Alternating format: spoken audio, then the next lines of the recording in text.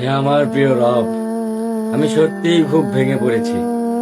ভেঙে ভেঙে কেমন যেন এক অস্থির মানুষ হয়ে গেছি। আমার জীবনটা আর আগের মতন চলতে পারছে না। সবকিছু কেমন যেন অন্ধকার, দিশেহারা, নিঃশব্দ হয়ে আছে। হাসি মুখে লুকিয়ে রেখেছি এক সমুদ্র কষ্ট।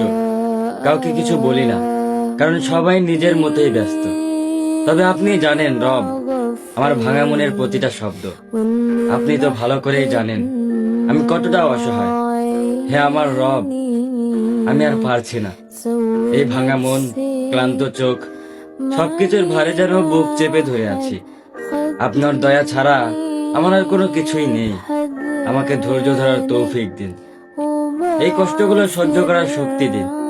আপনার ফয়সালায় রাজি থাকার হিম্মত দিন। হে আল্লাহ, আমাকে আর কখনোই একা কইরেন না। আপনি ছাড়া কেউই বোঝে না আমার এই নীরব কান্না।